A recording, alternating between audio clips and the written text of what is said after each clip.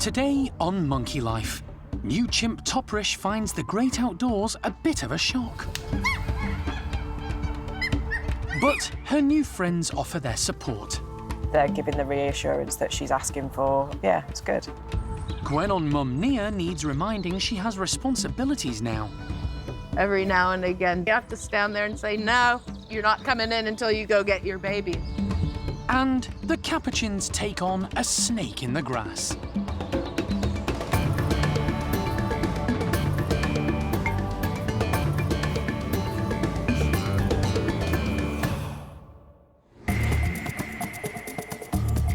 Monkey World in Dorset, buried deep in the English countryside, is the largest sanctuary of its kind on the planet.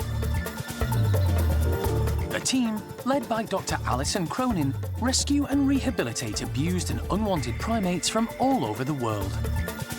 Hey, Mrs. Benny and Nia. Oh, there's a little boy. The park provides a home for more than 260 monkeys and apes from 24 different species.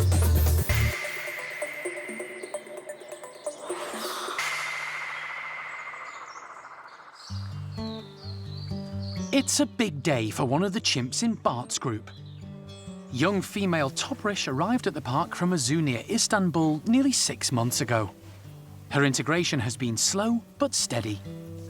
She hasn't lived with adult chimps before, having been originally kept as a pet after being stolen from the wild. She's now developed some friendships and alliances, notably with Mickey, Beth and Zoe, and they currently make up a small subgroup along with Athena and Clin. But there are still a number of chimps she has yet to fully meet, including Bart, his older sister Eddie, and dominant female Cindy. It means Bart's group is currently split in two.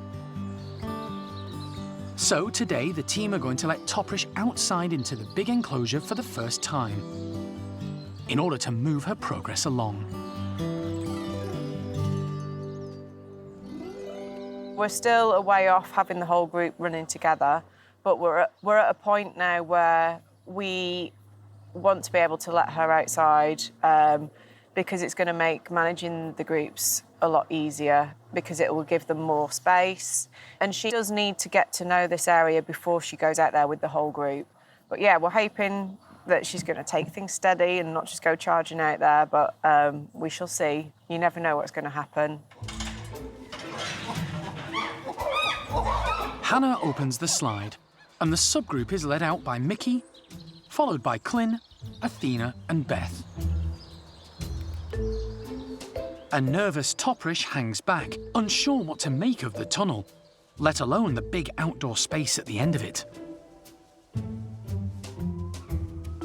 After a few minutes, she heads down the tunnel and gazes out at the enclosure. But then, she climbs the fence, grabbing hold of one of the electric wires, which is there to act as a deterrent. The harmless shock sends her rushing back down the tunnel with a screech. A second attempt results in the same mistake. A concerned Mickey dashes back to check on her, but even with him at her side, Toprish isn't willing to try again just yet.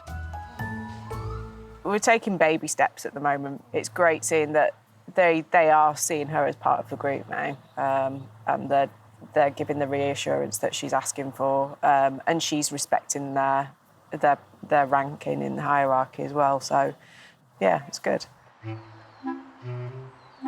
Her housemates head outside once more, and Toprish bravely ventures back down the tunnel.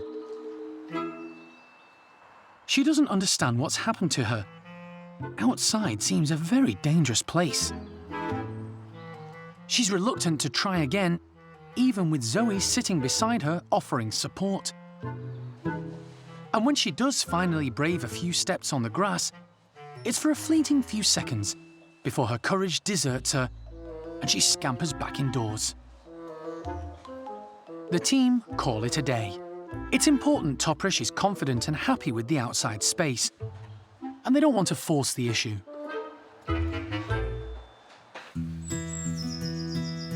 It's been 5 weeks since the park welcomed its first ever baby Guenon. And, quite possibly, the first red-bellied Guenon born in captivity anywhere in the world. Mum Nia and Dad Benny are coping remarkably well with their new addition, particularly given their past experiences. Initially stolen from the wild and smuggled out of the jungles of Benin, they were confiscated by the authorities in Lebanon before being rescued by Monkey World. They settled in well at their new home, along with two housemates known as the Odd Couple, Patus Monkey Mitza and aging ring-tailed lemur George. Now Benny and Nia have a new baby girl to look after. Staff have named her Biff. The Guenons actually do have quite large-sized single babies. Other anecdotal information that we've come up with is that the female Guenons are far more attentive with female babies than they are with male babies. And that's something that we're beginning to see evidence of as well. I mean, you can say that Nia isn't a focused and natural mother, but we're just pleased that it's clearly a very healthy little baby, and Nia's done really well. And it looks like that she and Benny are going to stay a tight family unit. The family bond is very strong. When Dad Benny isn't high up in the trees, he's happy and comfortable being close to Nia and their daughter. Biff's development in just 5 weeks is remarkable. She's already confident enough to come off mum and explore. Although she always keeps her in sight, just in case. Nia, on the other hand, isn't always so attentive, sometimes forgetting the baby altogether. And the weather's actually quite nice and reasonable. When it's time to come to bed at night, Benny and Nia will appear in the house. Where's the baby? Oh, she's left the baby outside because it's starting to come off of her in quite a natural way now. It's a few weeks in now, bouncing around on the platforms when she's sitting there. Well, if she happens to look the other direction and decide to go in, every now and again, she has left the baby outside, and you have to stand there and say, no, you're not coming in until you go get your baby, and she does. And so, yeah, touch lots of wood. Everything should be fine, and it's growing and progressing and is looking like quite a beautiful little red-bellied Guenon now. But it has been a voyage of discovery both for ourselves and for Benny and Nia.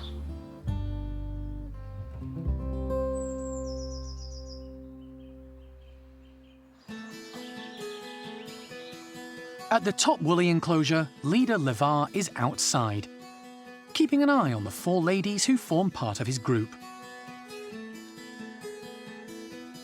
The 4 younger boys are inside, about to tuck into a treat of vegetables and something a little more tasty, live locusts.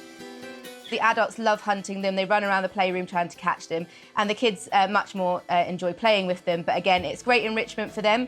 It gets them nice and active, and they have to practice with their hand-eye coordination just to make sure they're getting it right, and it just builds up that muscle toning by them chasing their food around. They're a delicious treat. The insects are a good source of protein and calcium, and Manny clearly loves them. The eldest of the 4, at 7 years of age, he's now a full-grown male, with all the physical features that come with it. He's bulked up, with a huge amount of muscle tone, a helmet-shaped head, and an attitude to go with it. Because of this, the team sometimes split the group, keeping Manny and his dad Levar apart. Levar's been an outstanding leader for almost 20 years. Fair and kind and loved by everyone. But at some stage, Manny is likely to make a move for the top spot. To minimize the stress for the whole group, the 2 large males are mostly kept apart, unless supervised by staff. Levar is still in charge of this group, and he is still firmly the favourite with the girls. So every now and again we do separate them off just to give Levar a bit of a rest. He is one of our oldest woolly monkeys here at the park, so it's just nice to give him a bit of recuperation time and just let him have that nice relationship with the girls without Manny getting involved and trying to take over everything. We do make sure that everyone has a relationship here at Top Woolies, and we do make sure that the girls still get plenty of time with both of the boys. A year younger than Manny, but also developing into adulthood, is Bueno Jr. He's one of 2 woolies in the group hand-reared from birth. He may be growing up fast, but he's still a cheeky little character. The 2 youngest boys are 4-year-old Carlos and 2-year-old Cosmo, who have a great relationship. Today, they're more interested in playing than foraging for locusts.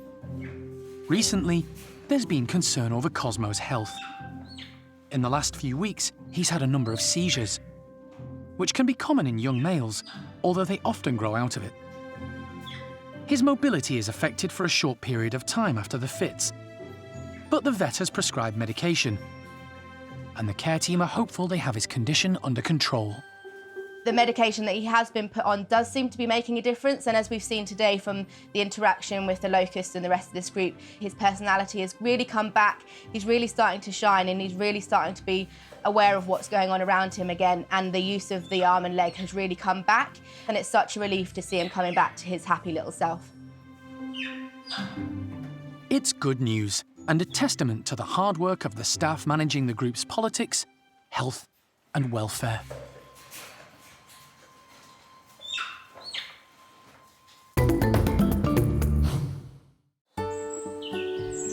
Keeping the primates active and interested is a major focus for the care team. And today, some of the most inquisitive residents at the park are about to take on an intruder. It's an enrichment task aimed at challenging the clever capuchins and seeing if they'll confront an intruder like they would in the wild. Donna and the primate care team want to see how 2 separate and very different groups react to a dangerous predator in their midst. First off, Sunny's group of 20. So we immed and ahed which group we were going to put the snake in with. We had 5 groups to choose from. We decided on Sunny's because it's a very unique group. There's a lot of older animals in this group, but also the group's quite split into different subgroups. So I'm really interested to see if they'd all actually rally together when there's something a bit different in their enclosure. Who knows what's going to happen? Capuchin monkeys are extremely bright, and this should challenge their intelligence and their ability to come together. It may well also reveal something about Sunny's leadership style. Will he step up to the plate in time of crisis? The group are let out, but appear oblivious to the possible danger lurking nearby. They're all happy and content, tucking into the morning's breakfast. Jenny is first to spot the threat hiding in the woodpile. Her curiosity alerts some of the other females, including Babs and Dot. But leader Sunny is there to protect them. Or is he? Sunny was born in a laboratory and, unlike wild-born capuchins, has never been in an environment that might harbour snakes.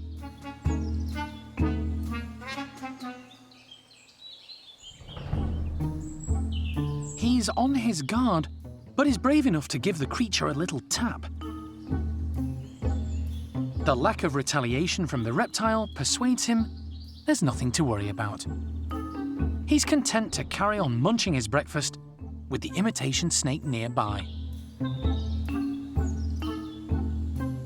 Some of the females were wild-caught and may have come across snakes and predators prior to life in the laboratory.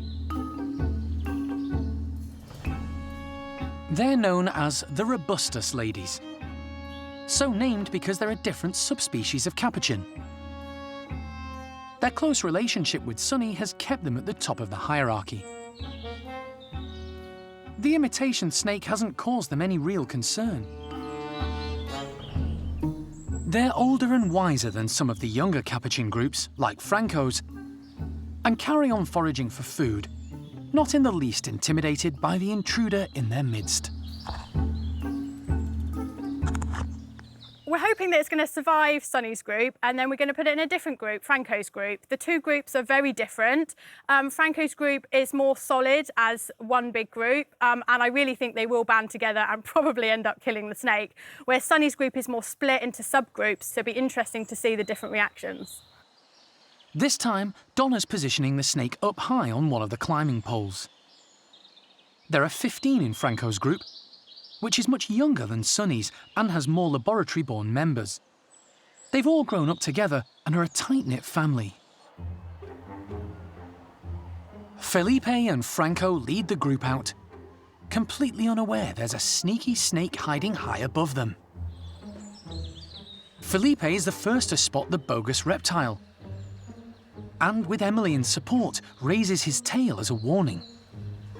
He adopts a threatening and aggressive stance, alerting the others of the danger nearby. Fluffy Frida, one of the younger females, backs them up on the hose. But she isn't 100% sure about taking on the snake. Fabian springs into action. He's arguably the brightest capuchin in the group, extremely confident and clearly fascinated by the new creature in front of him.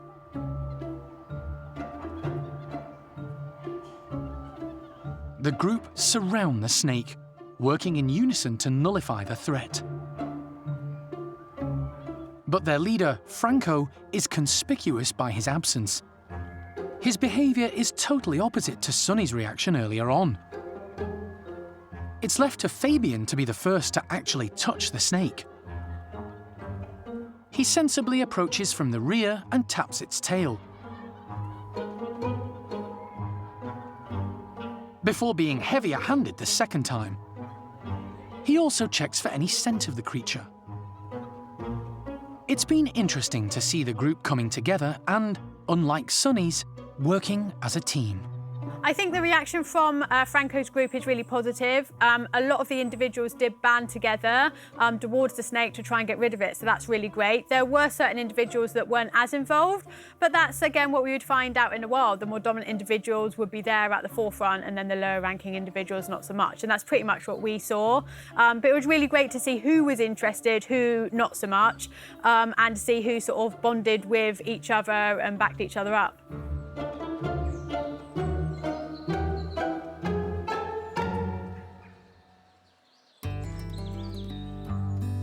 It's a slow, relaxed morning down at the Stumpie house.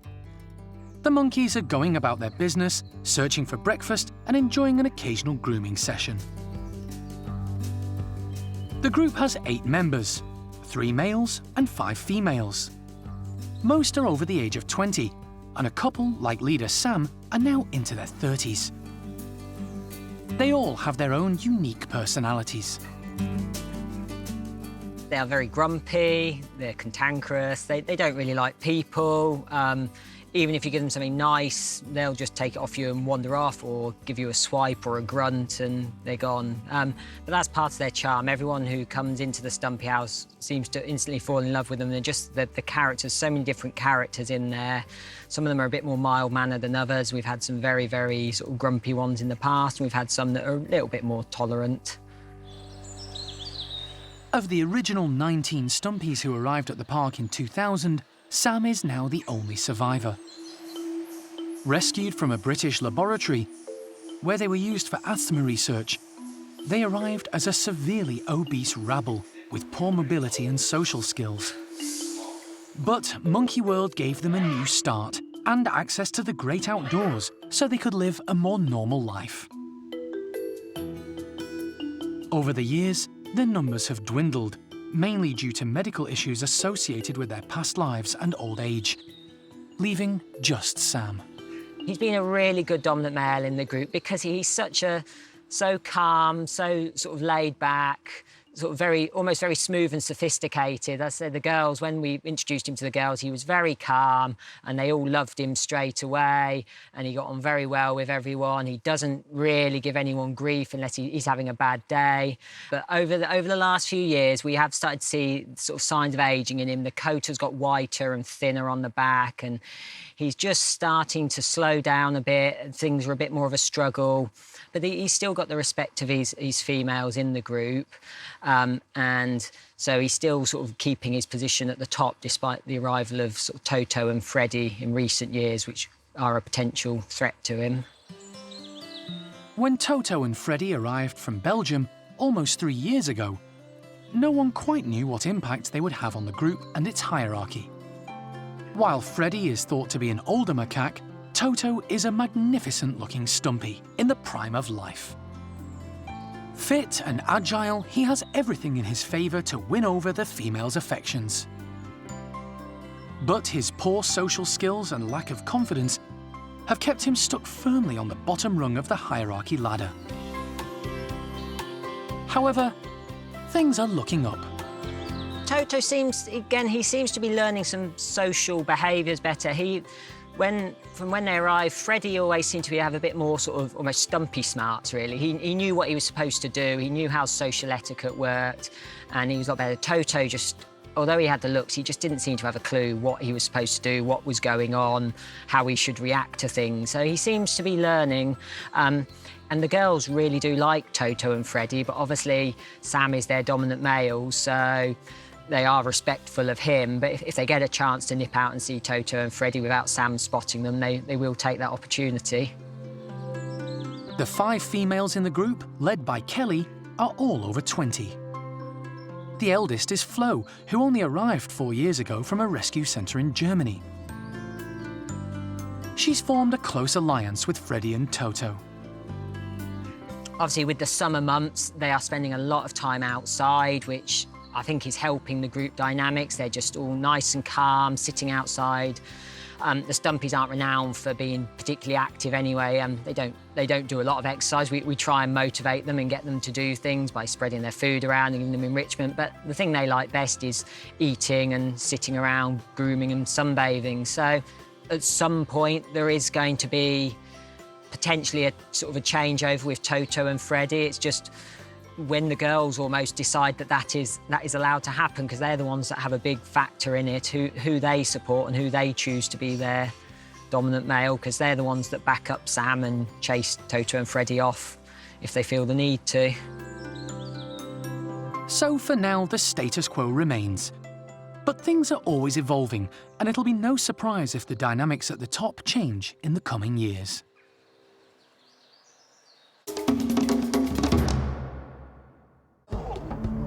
Next time on Monkey Life, Hujan, the smallest orangutan at the park, gets to meet one of the largest, Tuan.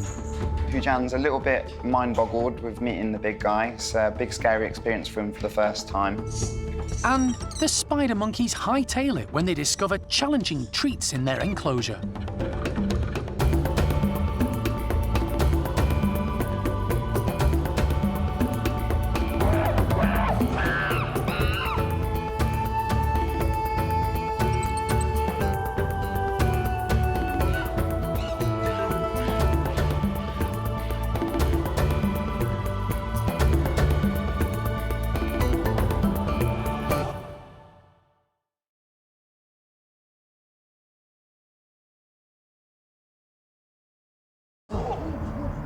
Today on Monkey Life, Hujan, the smallest orangutan at the park, gets to meet one of the largest, Tuan. Hujan's a little bit mind-boggled with meeting the big guy. It's a big, scary experience for him for the first time. Stumpie Sam has a dental checkup, and his decay causes dismay. Just on sort of opening his mouth, we can see pus and trapped food around his teeth, so I think quite a few are going to have to come out. And the spider monkeys hightail it when they discover challenging treats in their enclosure.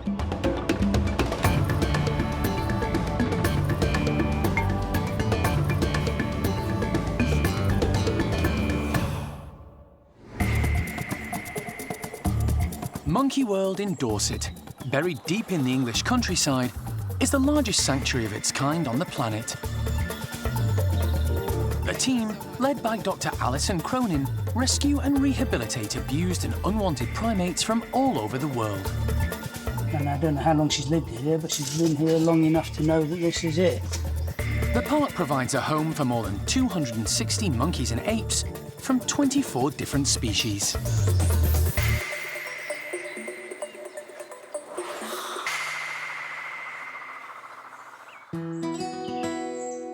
It's been 3 months since the park welcomed its newest orangutan, 2-year-old Hujan. The young male, who came from a zoo in Germany after being rejected by his mum, is a bundle of energy and has settled into his new life in Tuan's group incredibly well. He's now met all 4 females and is spending time outside with them, a sure sign of how happy and confident he is. then, guys, for you go. Little Hujan has also come face to face with the big man himself. Tuan, come here. Good boy. They only had contact through the mesh, and with Owen and RoRo on hand for reassurance, the session went really well. No, Owen. Good girl. Good girl. It also helped that primate carekeeper James smeared honey all over the mesh to distract the pair as they sat side by side. Now the orangutan team are confident Hujan is ready for the next big step. Physical contact with the large dominant male. So we've left Tuan till last in the group. Obviously, it's a lot stronger, a lot bigger than the other females. And we wanted Hujan to almost be in his comfort zone with some of the females first. RoRo's really taking him on very, very well at the moment and really looking after him brilliantly. So now he's feeling quite comfortable amongst all of the girls in here. It's time to introduce him to the big man and hopefully things will go the way we want it to. The team take every precaution as they maneuver the pair into position. All the padlocks. Got all the padlocks ready. This one is ready. Open up this one. Jeremy arrives to supervise the introduction. Jarno spreads jam on the mesh as a form of distraction.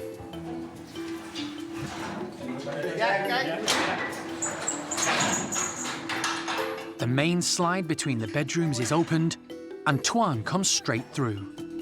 You good boy, come Tuani boy. That's it, go for a row. Hujan keeps a tight hold of RoRo. Tuan is more interested in mating with RoRo than checking out the small, bemused bundle of fur clinging on tight to her back.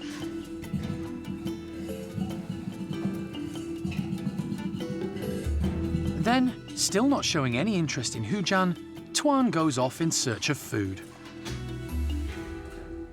Hujan's a little bit mind-boggled with meeting the big guy. It's a big, scary experience for him for the first time, but it couldn't have gone better than that, to be honest. Tuan, as we kind of expected, went straight away to mate with RoRo, but Hujan stayed around the back, stayed in a safe position, and Tuan didn't seem to be bothered with him at all.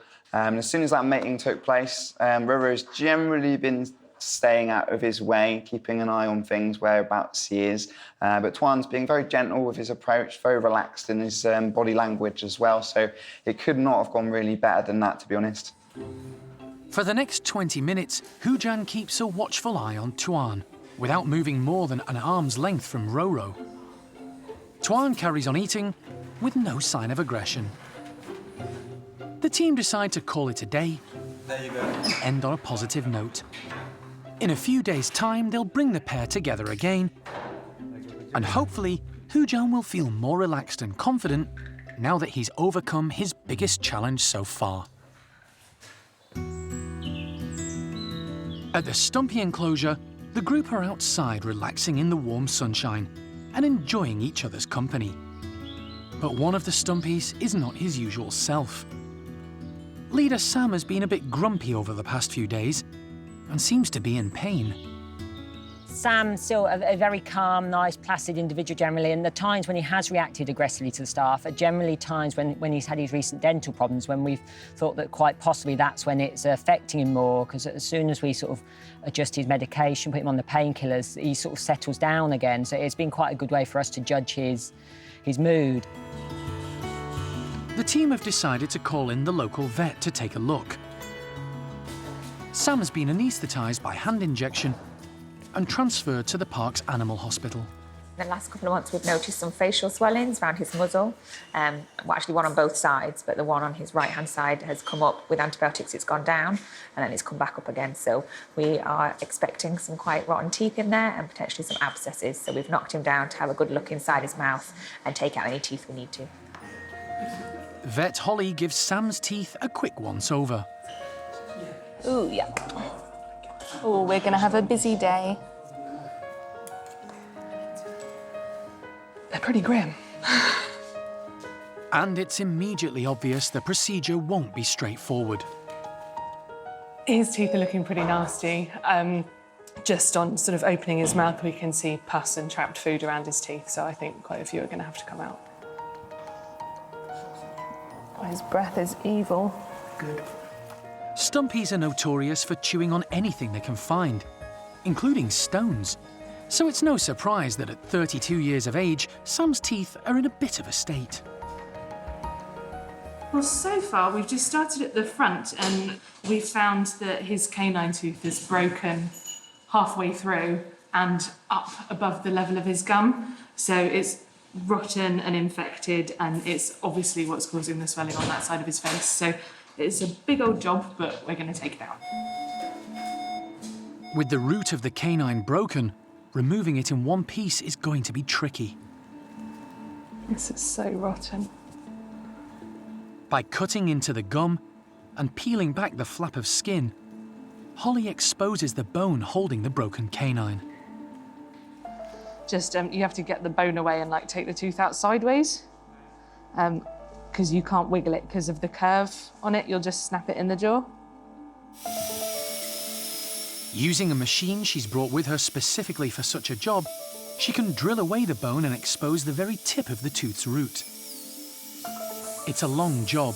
The tooth is so rotten it keeps breaking apart. Sam has now been under for more than an hour.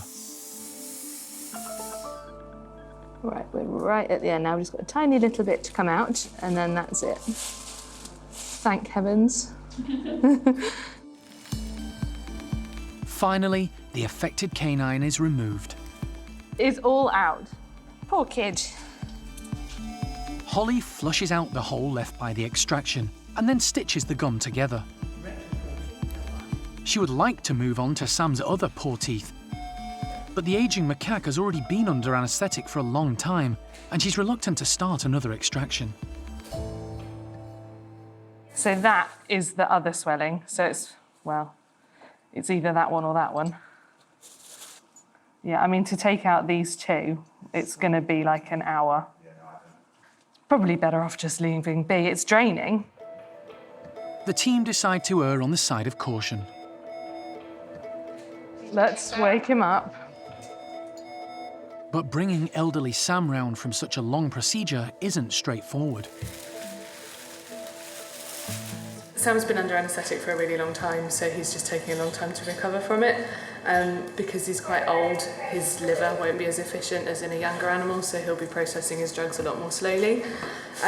He is taking a bit longer to come around than we were expecting him to, so we're just trying to stimulate him and get him awake enough so that he can go back to his house. It's almost 2 hours before Sam's recovered enough to be taken back to the Stumpie house.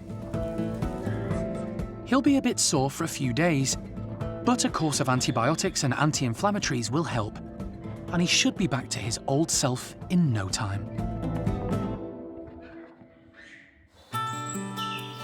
It's been a few days since young female chimp Toprish went outside for the first time. She arrived at the park 6 months ago from a zoo in Istanbul, and integrating her into Bart's group is taking time. When she first ventured into the large outdoor enclosure, she touched the electric fence and went scampering back indoors. This is an important part of the learning process for new chimps. The fence is there for their welfare and protection and keeps them safely inside their enclosure. The care team and Toprish's new chimp pals are hoping she'll do better today.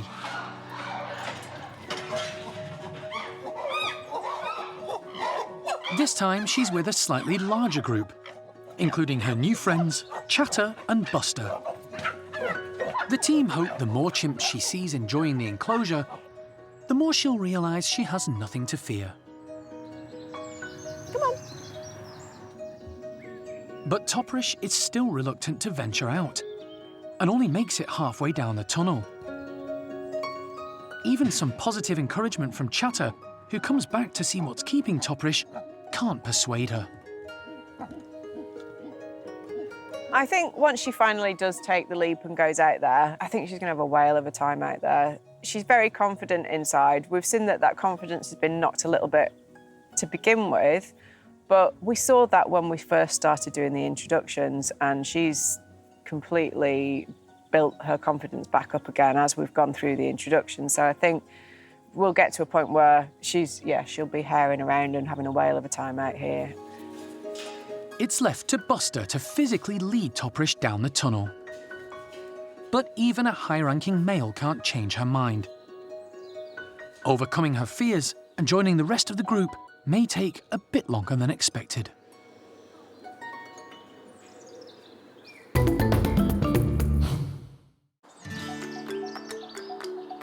The park's care team do their best to make feeding time for the primates as naturally challenging as they can. At the spider monkey enclosure, Donna is filling some large see-through water bottles with yogurt and sweet corn.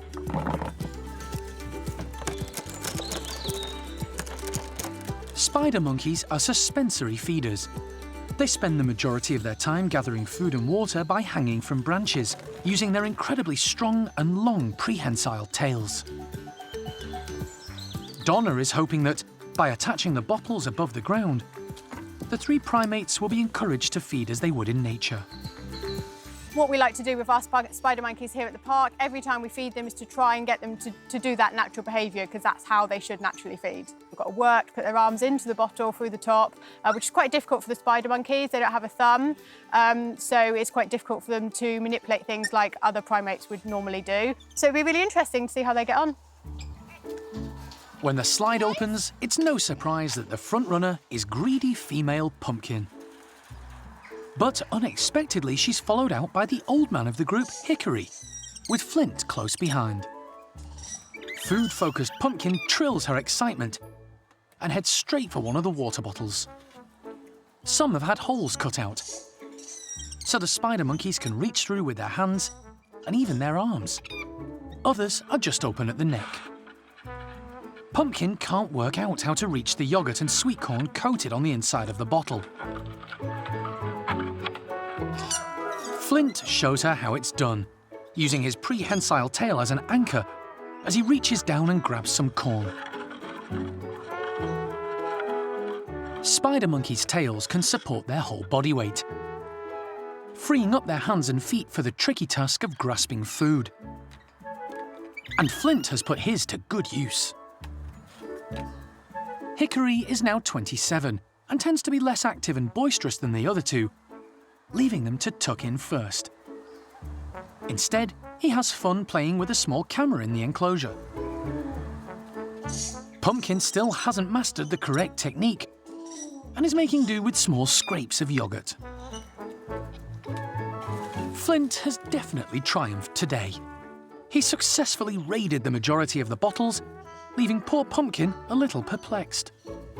It's not every day he gets one over on his assertive female friend.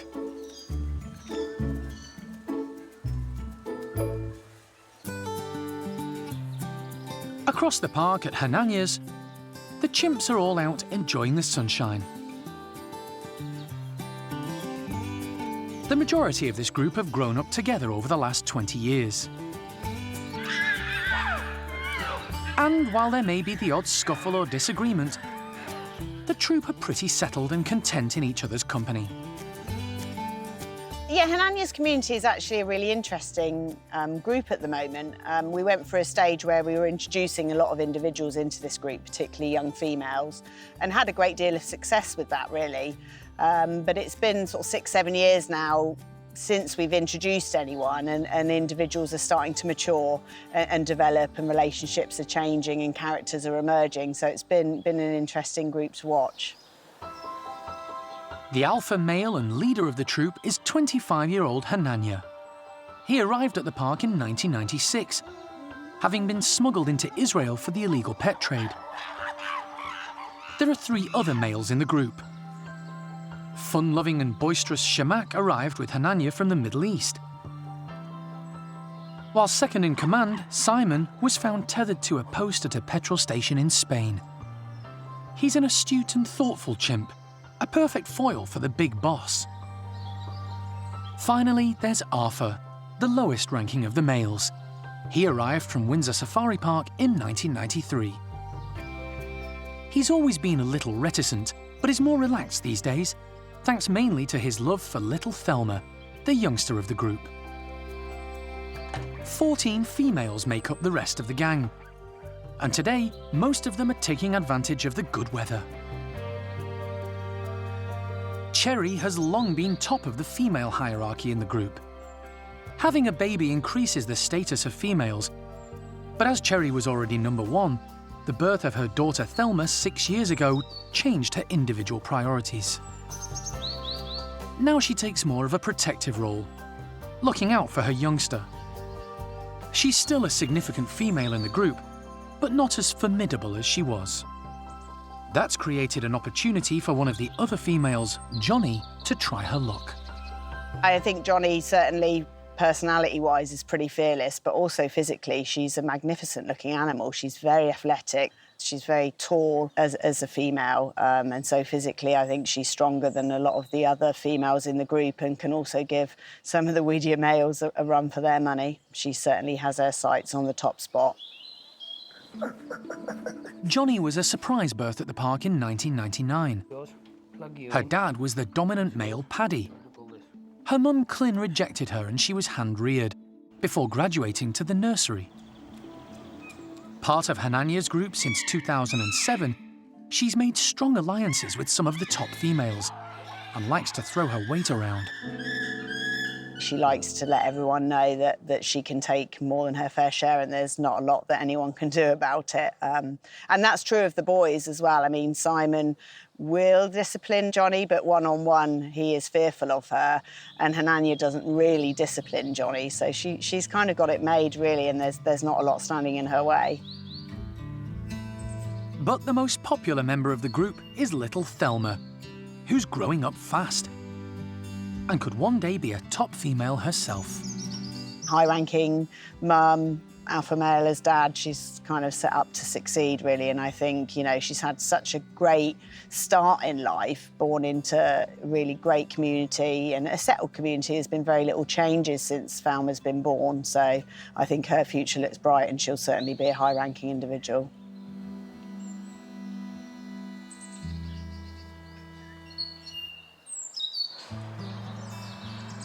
It's been 3 weeks since the team had to step in and begin hand-rearing 2 newly born slow lorries. Sadly, they'd become detached from Mum Nikki. Unfortunately, one of the twins didn't survive the week. But its sibling, nicknamed Bob, although no one is entirely sure if it's male or female yet, has responded well. He's now active, he's got a bad attitude, tells us what he wants and he likes, and has actually started playing a little bit. He'll actually hang upside down and make little loris play face with an open mouth. So I'm really pleased. It's still early days, 3 weeks, and he's still tiny, but we're going great guns. I think we're ticking most boxes now, and his teeth are coming in great guns. So he's been teething over the past week now. You can see him chewing on my hand a little bit right now. So he's digging those little pointy gums in. Do you have an itch? The infant has started to put on weight. Looking like 47.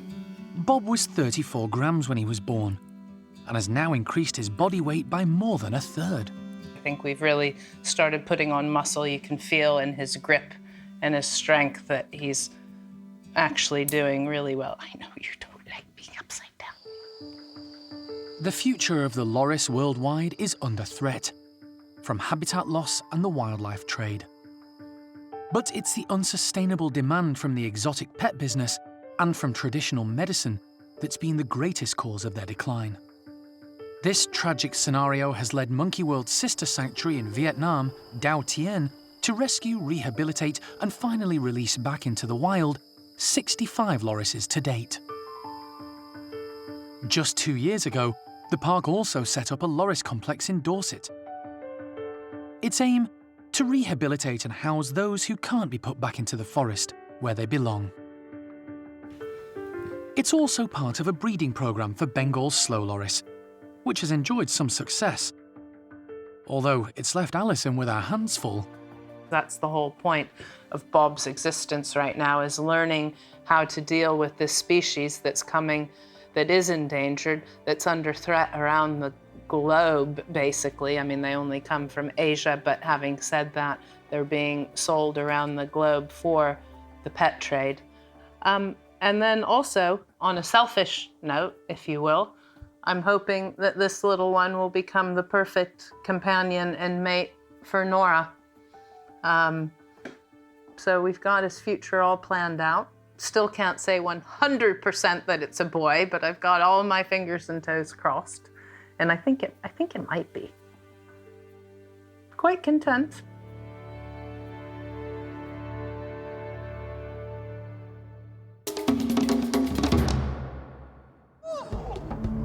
Next time on Monkey Life, Vet Thazar is called in to examine squirrel monkeys Azzi and Charlie. And there's devastating news for their carers. Ay, ay, ay. I wonder if he saw the same cancer that is spread. And it's a scramble for ice lollies in the orangutan nursery. But O'Sheen's got it licked.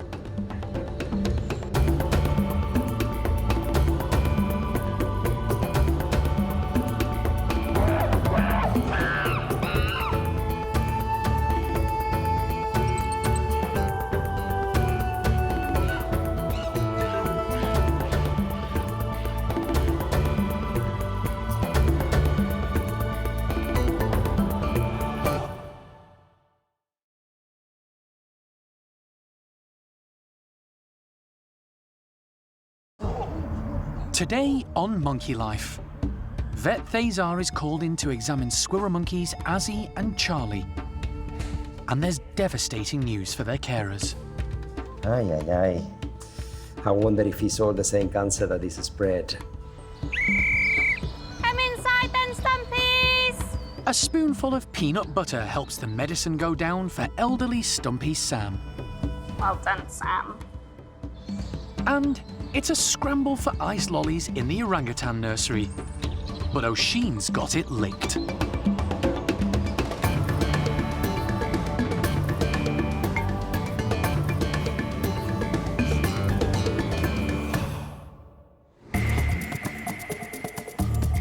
Monkey World in Dorset, buried deep in the English countryside, is the largest sanctuary of its kind on the planet.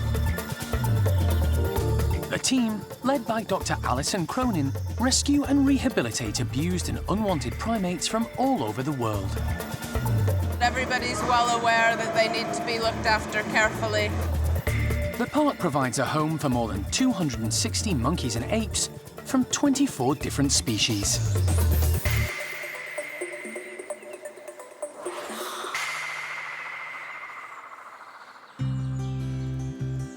The park has 8 squirrel monkeys, split into 2 groups. 3, who arrived together from Somerset just last year, form one group, and the other, more established troop has 5 members, including Nueve, who recently arrived from Chessington Zoo. 2 of the larger group, Azzi and Charlie, both rescued from the pet trade, have had some health issues in recent weeks. Local vet Thazar Sastre has been called in to take a look. Azzi is first to arrive at the park's hospital. She's been having on-off breathing problems for a little while now. She's had various courses of medication, but we haven't found anything that works yet. So the plan is to get an actual idea of exactly what's going on, and so we can get the right treatment for her. Azzi is thought to be about 15 years old.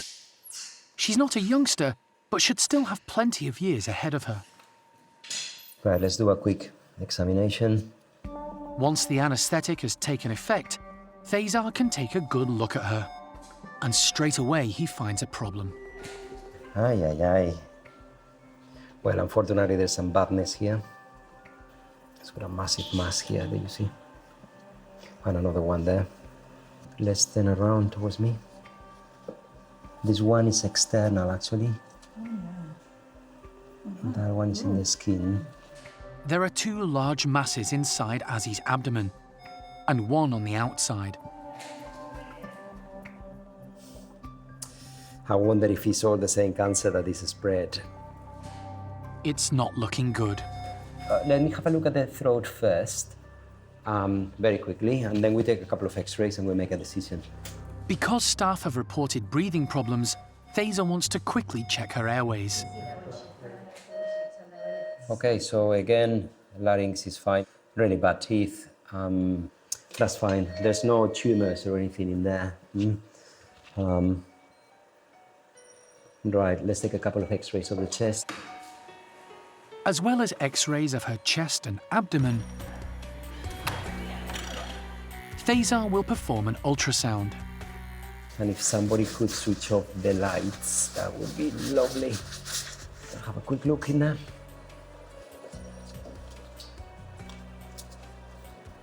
So that's one of the masses in there. It's just in front of the bladder. 1, 2 masses there. Could be ovaric tumors, could be uterine tumors. Certainly, I thought initially it was the kidney, but it's not. I can see the kidney there. An examination of the x-rays confirms what Thaisa has already seen on the ultrasound scan. And actually, you can see the masses here in the x-ray as well. Look, these two things there. It's a blow to the team who look after Azzi. She's been eating normally and her mobility is still good, so they were cautiously optimistic. But before deciding on any drastic course of action, Thaisa wants to make sure exactly what he's dealing with. I'm gonna sample all of them and hopefully we will have some answers on what is that, if it's worth to operate or not. He takes a number of samples from each lump to be sent off for analysis. Hopefully we will have a diagnosis with that on what's going on and if it is worth to take to open her up. Otherwise it's healthy, yes. Thaisa is happy for Azzi to return to her group for now, but the team will be monitoring her closely in case she deteriorates.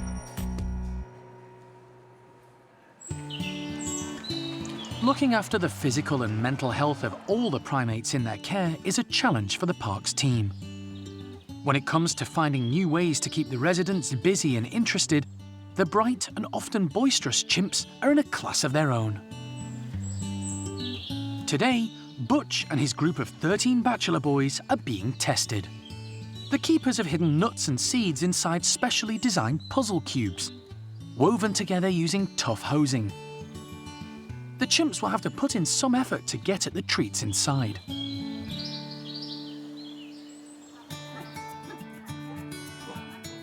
Buxom leads the group out, followed closely by Sammy, Paco and Jimmy. The sight of the puzzle feeders leads to a lot of excited hooting.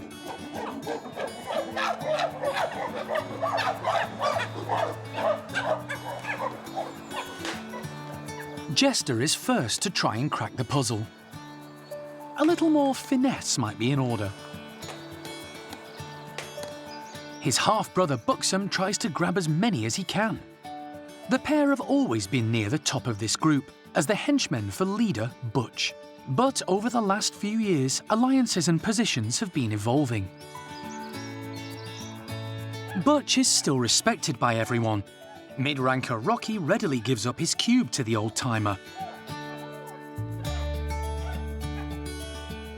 But Paco has been sharing some of the leadership duties and making regular impressive displays. He's a fair, dominant male, liked by everyone. The team have put out enough puzzle feeders for everyone to get involved, even the low-rankers. Having surrendered his to Butch, Rocky manages to find another.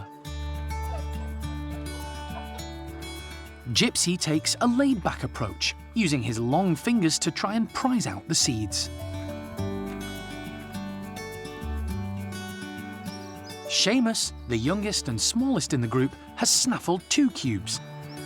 As a low ranker, he'll need to work fast to reach the nuts inside before anyone else robs him of the prize. Jester and Paco work side by side, using the shake it out method. They're a bit bewildered by their lack of success. Some of the others, like Freddie and Sammy, are content to forage for carrots put out as a scatter feed to ensure no one goes hungry. This morning's activity demonstrates the group's less rowdy approach to life these days. Not so much the unruly bachelors of past years, more mature friends, aging together.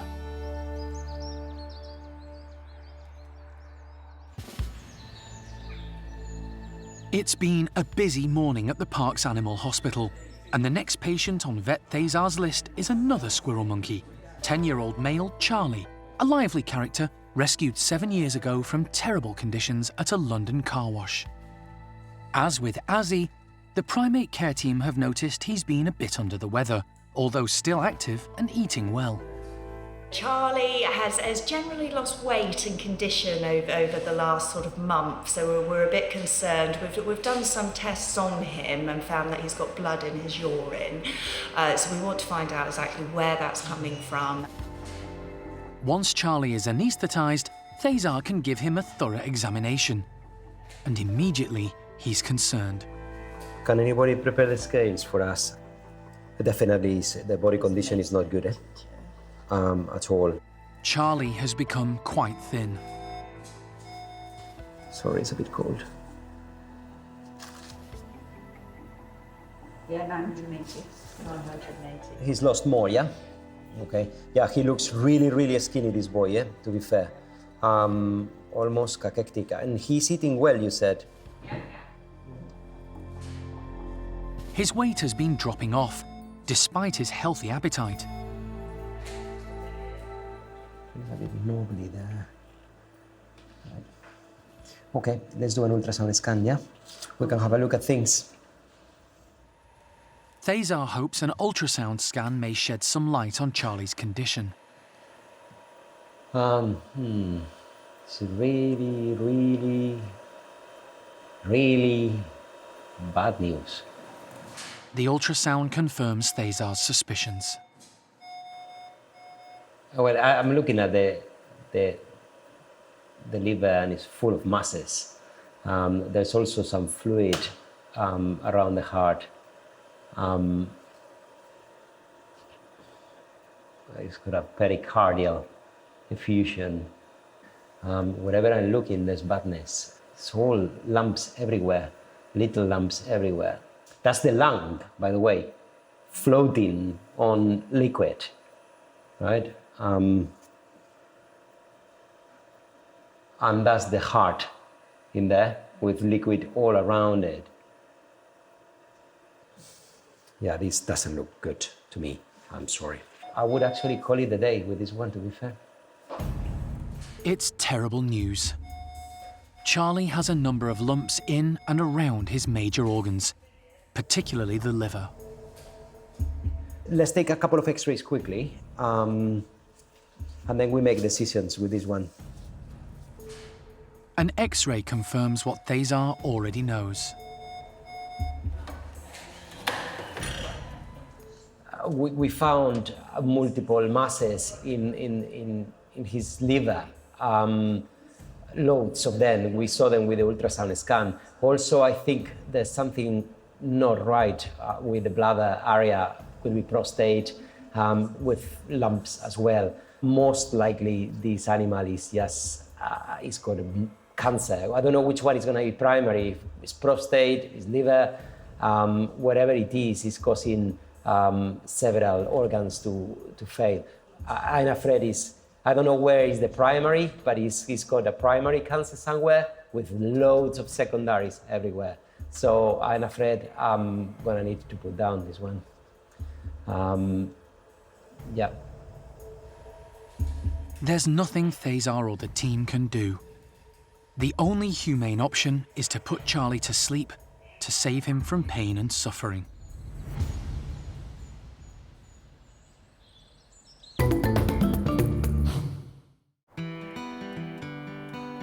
With more than 260 primates already at the park, plus regular new arrivals, the pressure to rebuild, repair and redesign the many enclosures that house the 24 different species is never-ending.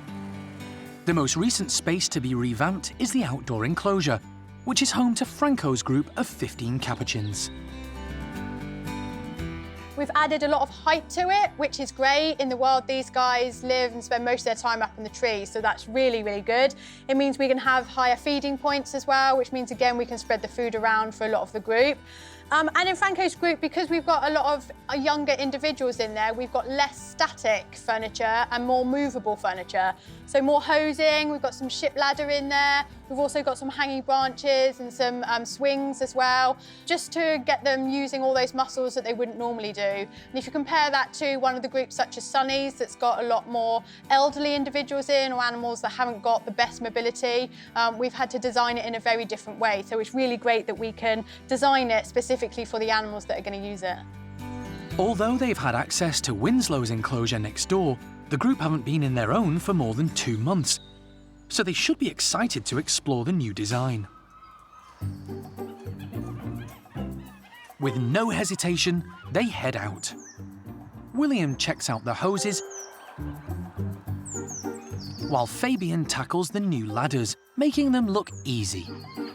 Female Frida takes the opportunity to grab a snack on the new cargo net, before deciding where to explore next. There are 5 males and 10 females in this group, led by alpha male Franco. He's absolutely amazing. He's probably one of our best alpha males that we've got. He kind of actually knows what he's doing a little bit. The females absolutely love him and they do 100% support him. If there's any major disputes in the group, then he will go and sort it out. If there's the odd squabble, he'll just leave them to it. But yeah, he is totally supported by his band of females, which is really important for him. Capuchins are extremely clever, which means they need a lot of stimulation to keep them interested. Elvira uses her prehensile tail as an anchor to balance, enabling her to run and carry food simultaneously. Elisa confidently heads high to search for food, unfazed by one of the new pulley feeders.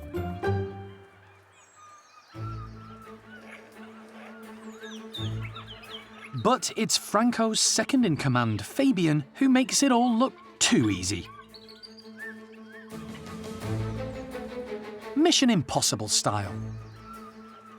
He's the most confident male in the group, but not so popular with the ladies, who favour leader Franco. Perhaps he hopes showing off his climbing skills, with a touch of abseiling thrown in, might capture the girls' attention. But at least his prowess is appreciated by the care team. Fabian is often talked about in this group. He is quite a character, but unfortunately he hasn't quite made it to the top because the females don't like him. He's quite annoying. He's not really a very nice male in terms of getting on with other animals in the group, and it's really important that you have the backup of the females in the group. But Fabian's just got that character where he wants to be top dog, and so when he's confident, he's going to try and keep pushing. But hopefully, you know, the group's fairly settled, and with Franco in command, they're doing okay at the moment.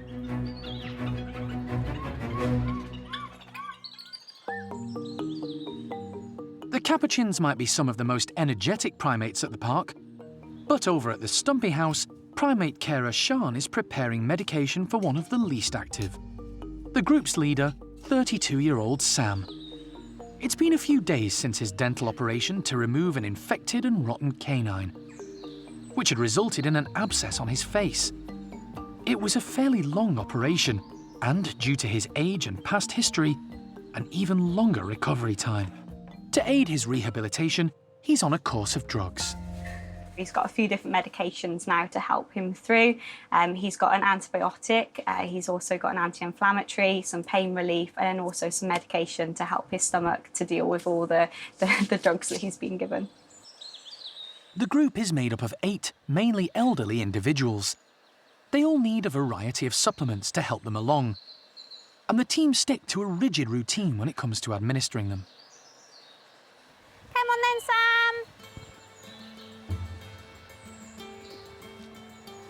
Good boy.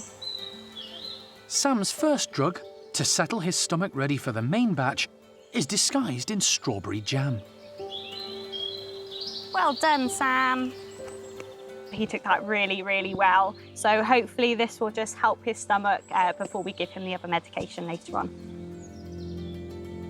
20 minutes later... Come inside then, Stumpy. Sean summons him for the rest of his medication. Come on then, Sam. Good boy.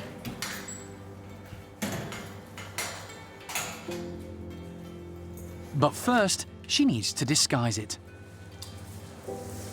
Sam. Some of the medication that he's on really doesn't taste very nice, so we have to try different items just to see what covers up that taste the best. At the moment, he's having some pain relief, and he's taking it really well in a bit of peanut butter jam on a piece of Brivita. So that's one for the books to keep a record of. Considering what he's been through with his recent dental operation, his past trauma as a laboratory animal, plus his age. Well done, Sam. It's remarkable Sam has recovered so well and kept his place as top man in the group. At the moment, he's back to his normal self, which is great to see. He's definitely picked up his speed again and got his strong legs back.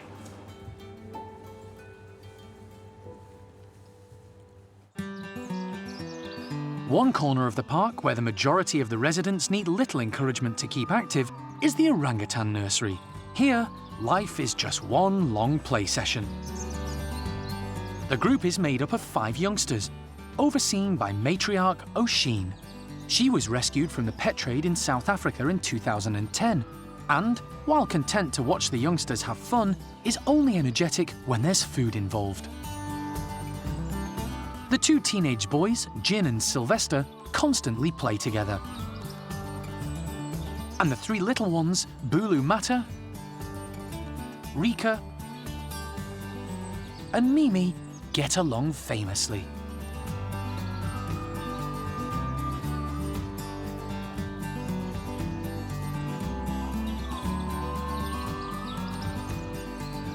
Today, on a lovely sunny morning at the park, the nursery pals have been given an unusual mix of branch-cut browse and ice lollies. There's plenty to go round, but Oisin, true to form, grabs more than her fair share. The newest member of the group, 2-year-old Mimi, has secured a place in Oisin's affections, and she's not afraid to exploit it.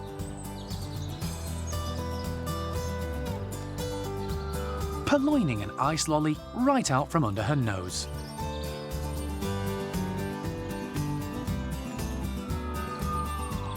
Then, Jin does the same. Oisin is becoming more tolerant of the youngsters in her care.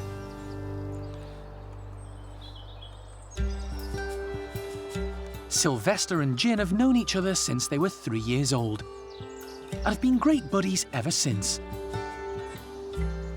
Jin was born at the park, but Sylvester was rehomed as an 11-month-old orphan from a zoo in northern Spain. His mum had refused to feed him, so he was hand-reared by keepers until arrangements were made to move him to the orangutan creche at Monkey World. Look, who are you? Hello, are you right? He's come a long way since then, but soon things may need to change. The 2 teenagers are at that awkward stage where their hormones and bodies are heading into adulthood. And in orangutan society, adult males don't mix. The primate care team will need to make plans for their future. But for now, the 2 boys are enjoying their close friendship and life in the nursery.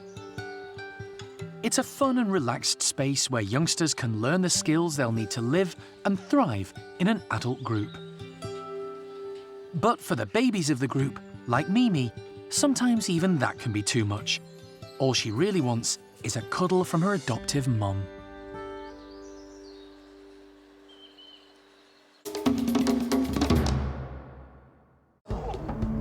Next time on Monkey Life. Marmoset Ruby gives birth, and it's a bit of a shock for the care team. A massive surprise, we have 4 of them, and another massive surprise that all 4 actually are looking pretty good at the moment. Plus, the squirrel monkeys become one big family.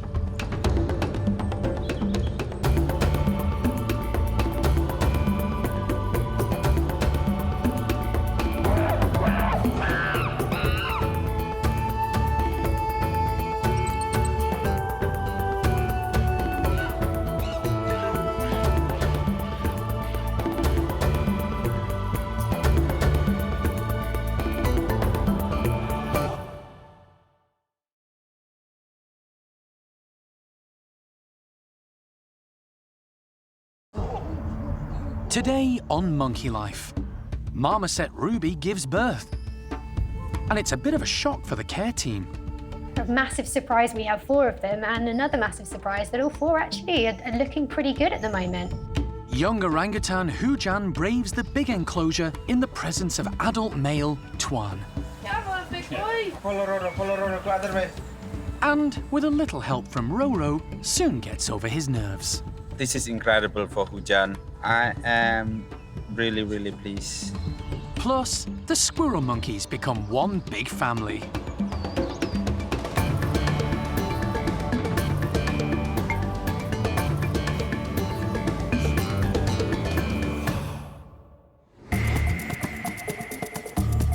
Monkey World in Dorset, buried deep in the English countryside, is the largest sanctuary of its kind on the planet. The team, led by Dr. Alison Cronin, rescue and rehabilitate abused and unwanted primates from all over the world. Right, ready to go. 3 monkeys in the box, not too bad. The park provides a home for more than 260 monkeys and apes from 24 different species.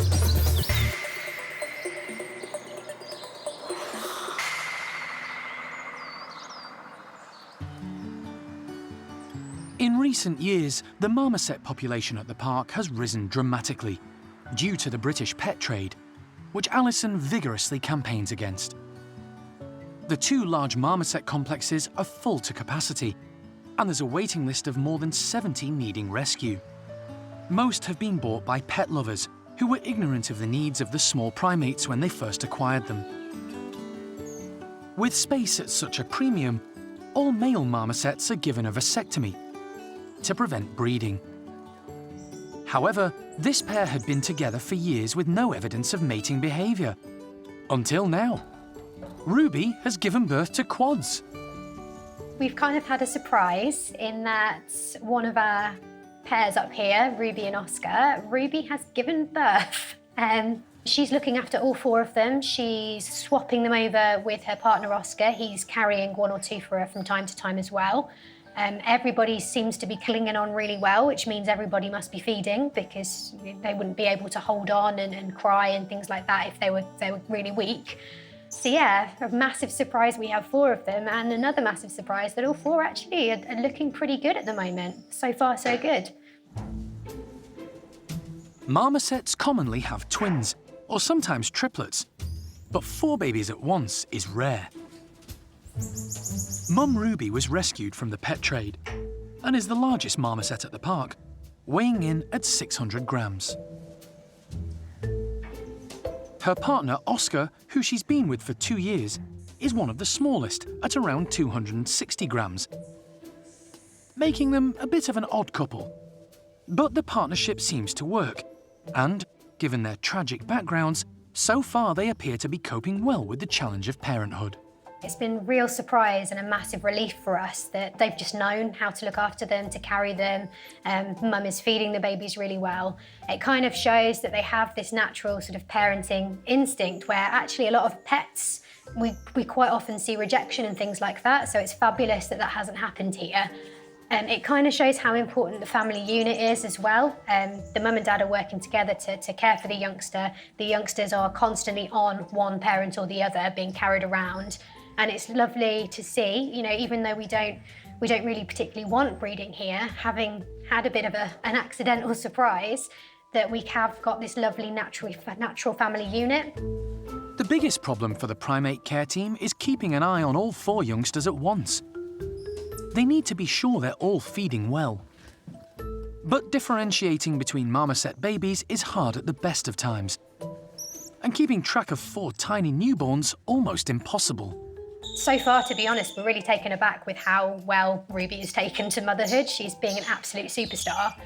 So we're hoping that will continue. But yeah, regular checks, make sure mum's eating, make sure we see the babies feeding, which we've seen quite a bit of so far.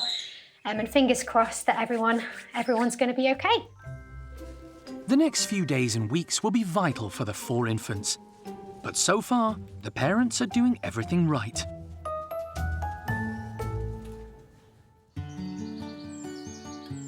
Ruby and Oscar might just be getting to grips with their new offspring, but across the park, there is a well-established, harmonious family group.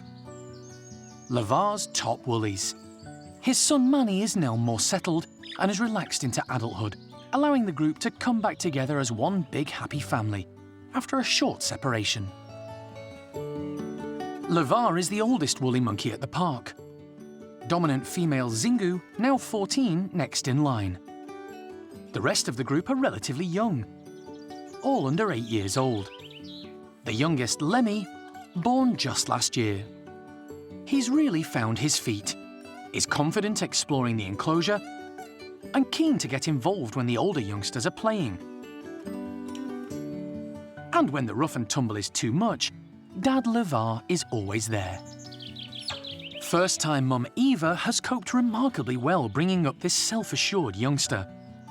She's only 7, but she's been able to watch the perfect role model, her own mum Urema, rearing her brother Carlos. But the best news for this well-established troop concerns Cosmo. For the last few months, following a number of seizures, he's been on medication. The treatment appears to be working. He hasn't had any since it began, and he's back to loving life with his family, particularly when adopted Dad Levar is around. It all makes for a tight-knit, happy family group, supported by a caring team, determined to give them the best life possible.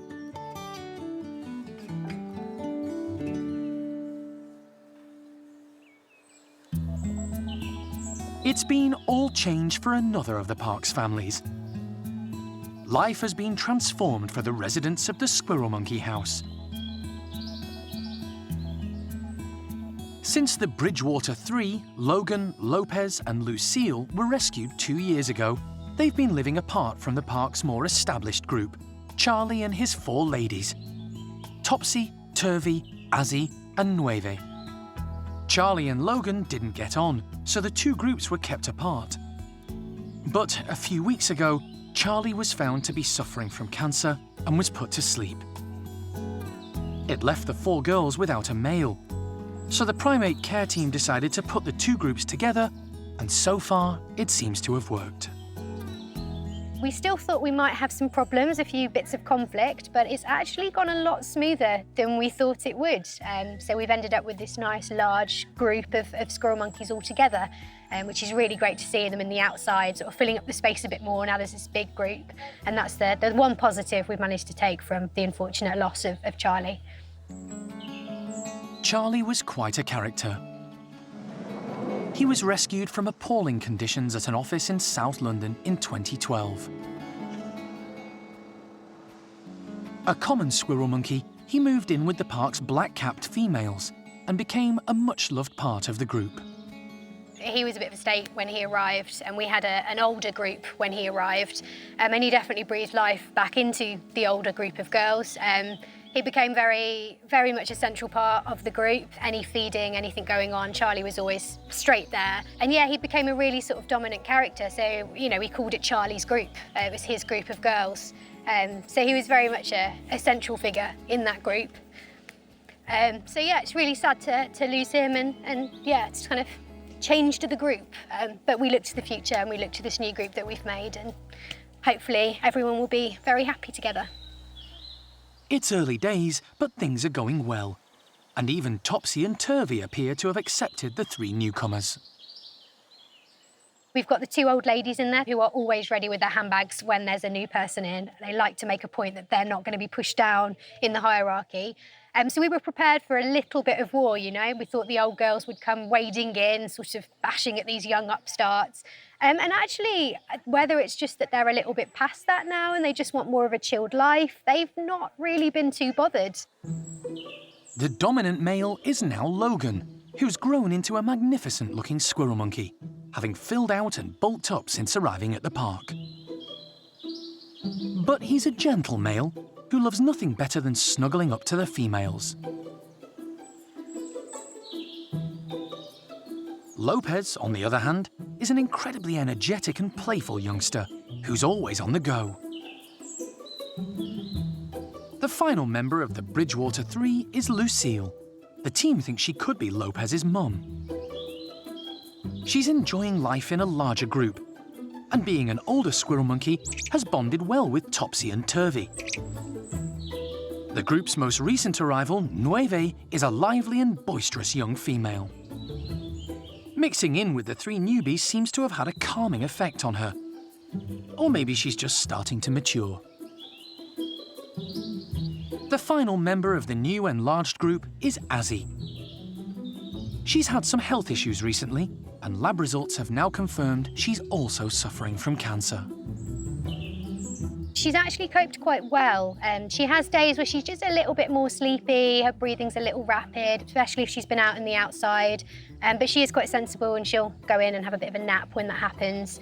She's been a bit more chilled out about everything. Azzi has handled the mixing of the two groups well, and at the moment is still bright and happy. The team will continue doing everything they can to ensure her quality of life.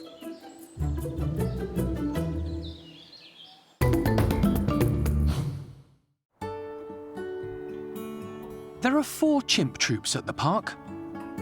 The original group, rescued from Spain in the 80s, were led by Paddy, who sadly passed away nearly 3 years ago. He was at the heart of the group for 30 years. Since then, there hasn't been an obvious leader. Now, one chimp has stepped up. His son, Bart, who was born at the park 12 years ago. It's an amazing turnaround for Bart. As well as losing his mentor and role model, he was diagnosed with type 1 diabetes 2 years ago and has had to fight his way back to health. In addition, in the last few months, the group has had a new arrival to contend with. Considering how much we've had going on with this group, so we've had obviously losing our dominant male, we've had Bart being fairly ill, we've had building work going on, we've got intros coming on, there's been a lot put onto this group, but actually they've stayed incredibly stable. They're a really tight unit. So Bart then stepping up is really the next step for this group that we needed. And it's working well, considering everything that's been thrown at them, they're doing incredible. Bart still has a huge amount to learn, but he seems to be embracing the role of alpha male. He's filled out in recent months, looks magnificent, and can put on a good display. The other members of the group are beginning to show him respect as he finds his feet. He's really stepped up. He now looks the part. He's obviously got growing to do. We do think he's going to be quite a big lad, judging by how big Paddy was. But he's looking great. He's moving around great. His displays are incredible. They're pretty much on par with Paddy's. And his strength in disciplining the other individuals is really where we want it to be as well. And he does it in quite a fair way. So it seems like he's learned a lot off his dad. And he seems to be leading the group in a very similar way. So he has stepped up and taken charge. The situation is working quite well for him. So he's really all we want from a dominant male in that group. And Bart had support from close friends, including Buster. He's one of the oldest in the group, but he's still playful, especially since his troublesome tooth was removed.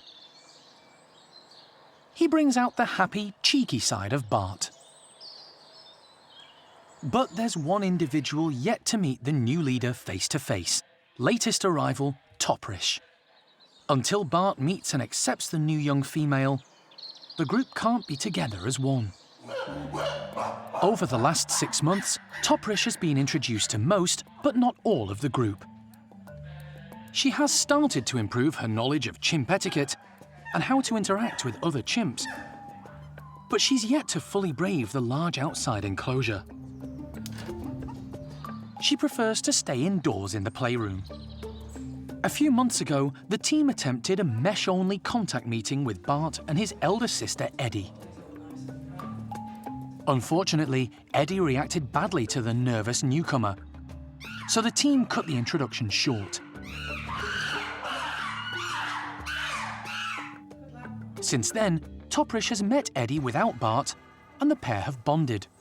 Today, the team are moving on to the next step.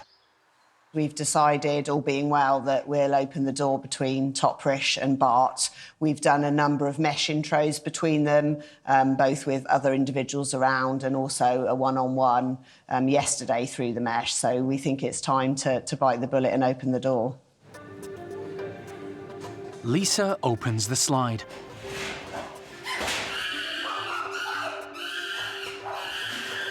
Bart is overly keen to make contact, and faced with a large male heading towards her, Toprish turns tail.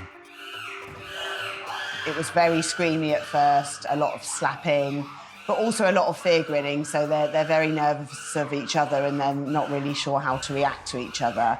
But also for Bart's point of view, you know, he was born into this group. He's not really experienced new individuals coming into the group, so it's new territory for him as well, and I think they're both very nervous. The team give the pair access to the indoor playroom, hoping the larger space will give Bart and Toprish the chance to calm down. It seems to work. The screams and fear grins diminish, replaced with a wary watchfulness, although both prefer to keep their distance. You know, Toprish does still have a lot to learn, and certainly in terms of how she's going to relate to Bart, who really is the most dominant male in the group. So she needs to work on those behaviours. But hopefully next time we have got individuals that she can learn from, and we have seen progression with her.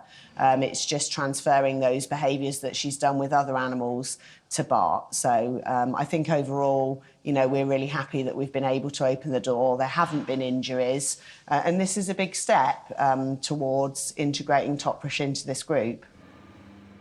Toprish has overcome another hurdle in her slow but steady progress to become a fully fledged member of a large chimpanzee community. But for another of the park's new arrivals, life is just wonderful. 2-year-old Hujan arrived a few months ago from a zoo in Germany and has settled into Tuan's group remarkably well. He's met all 4 females and a couple of days ago finally met the big man Tuan within the confines of the bedrooms.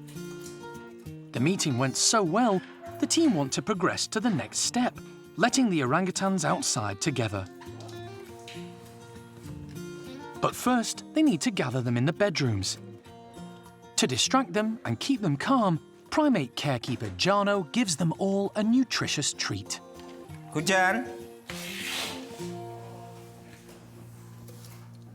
Hujan is not fussy with his food, so I always introduce him with new stuff, oat, bread, and anything really. Mash it all up together just to make it be interesting. So he's literally not like Bulu or Mimi, who's got allergy to dairy or gluten, stuff like that. So he's just pretty good. Anything you give it to him, he just eat it, no problem. With everyone relaxed in each other's company, the team decide to go for it. Tuan! Come on then. Come on, handsome man. Ami! RoRo! Leader Tuan wastes no time. He's straight out. Followed close behind by Ame and then Awan. RoRo is about to follow suit when she realizes Hujan isn't there and heads back inside. She's lost sight of Hujan. She finds him still in the bedrooms, quite content and amusing himself, oblivious to the absence of the rest of the group. With some additional encouragement from 6-year-old Awan and with RoRo at his side, Hujan heads out. You're a monster, man. Come on, big boy. Oh no, it's not other way. Follow RoRo, go other way. He heads down the tunnel, clinging onto RoRo. Finally, glued to RoRo's back, he's carried out into the large enclosure.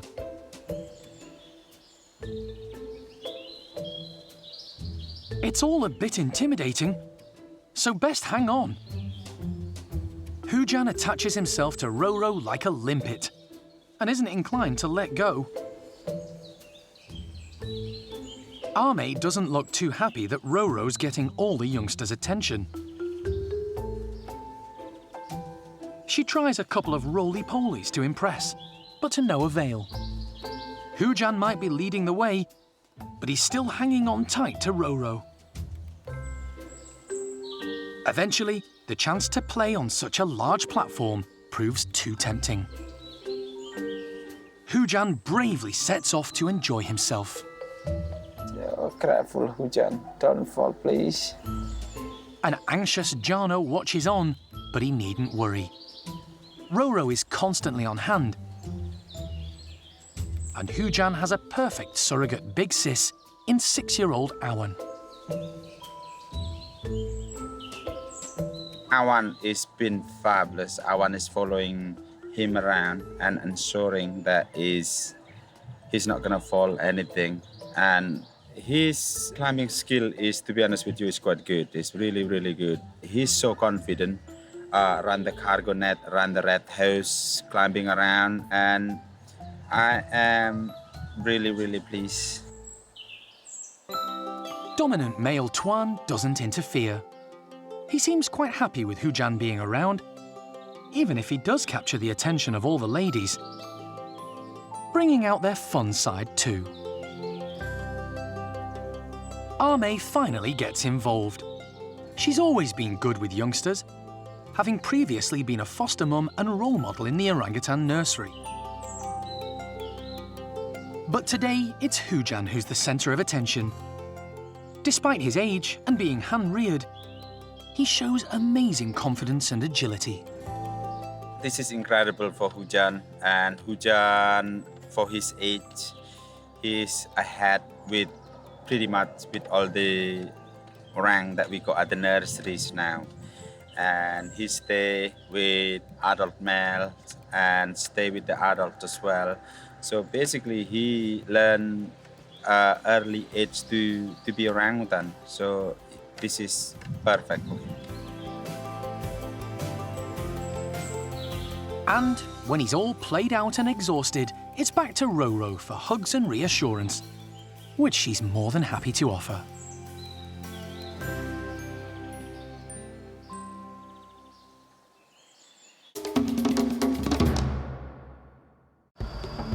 Next time on Monkey Life, Alison and wildlife vet John Lewis are in Vietnam to examine 2 injured baby dukhlangers, both victims of hunters.